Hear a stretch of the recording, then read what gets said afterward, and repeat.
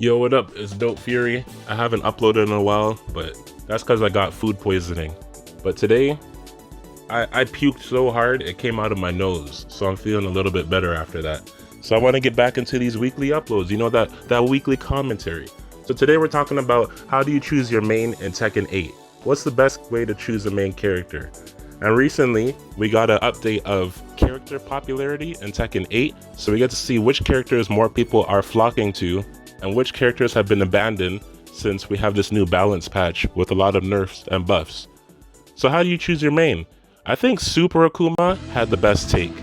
You probably want to choose the character that you feel the strongest with instead of choosing the strongest character and trying to use their strengths.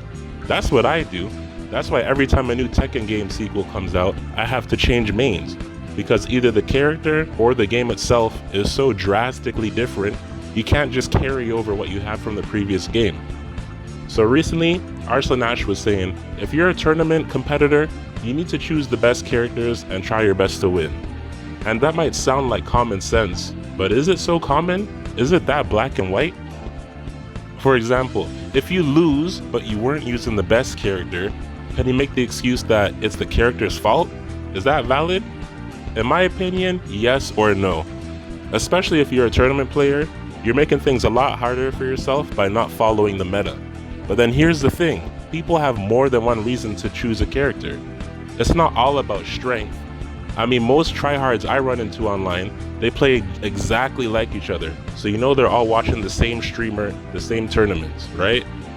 But people have other reasons to use a character. They like the way the character looks, how they sound, the way their moves are animated, the clothes they wear, how fun they are to play.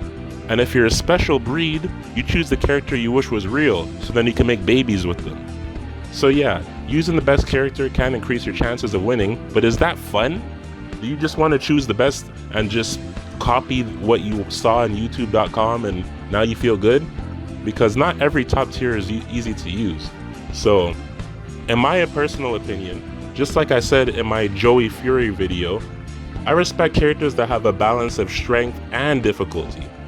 You know, respect only takes you so far though, because I'm some random commenter on YouTube. Nobody cares. But, you know, keyboard gangsters like myself, we're just having fun online. Tournament players are playing to win, for better or for worse, and these games keep changing. This isn't like 2005 Super Smash Bros. Melee or Tekken 5. These games were released almost 20 years ago, or Smash Bros. Was released more than 20 years ago, and they just stayed as they were. But Tekken 8, Smash Bros. Ultimate, not anymore, but Street Fighter 6, Mortal Kombat, these games are getting regular updates, so that makes things difficult. I mained Paul Phoenix in Tekken 8 because I had the most fun with him, but now that he's been buffed like crazy, there's a whole lot more Paul Phoenixes online. And now when I crush people online, they're gonna blame the buffs and not my natural skill. Now imagine being a tournament player with dozens, if not hundreds, maybe even thousands of fans, and you choose top tier, you play the meta, and you win. That's bound to get you some hatred from the crowd. Recently, Sonic Fox was getting dunked on Twitter, getting just destroyed on Twitter. Because he was crying about Cyrax getting buffed. Cyrax got heavily nerfed. They neutered Cyrax, and then Sonic Fox, oh, buff my character, please, please. And NetherRealm Studios is like, yes, daddy, yes, we'll do it. We'll get right on it. We'll get right on it. And then they just buffed him. You know, aren't we living in a weird time? The game developers are actually listening to us. And now that our voices are being heard, we need to be careful for what we wish for. We gotta make sure that our requests are valid and we're not asking for a character to get nerfed or buffed just because of our personal feelings. We need to try to keep things objective. Look at Multiverses, for example.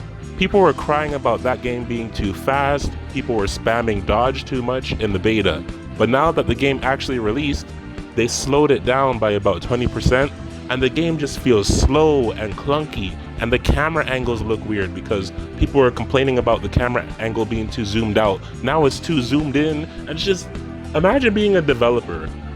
You give your fans what they ask for, or you try to give them what they ask for, and then your fans go, no, not like this, and they throw it back in your face.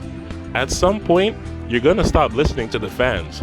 So once again, we need to be careful with all the keyboard warrior tactics, crying about any and everything. Sometimes we need to give the meta a chance to develop, and then we can slowly pick out whatever really needs addressing.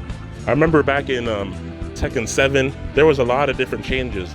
Like, Jin got super buffed in Season 2, and he might have got nerfed later, and some characters, they got changed so differently that it's like you're choosing a whole different character.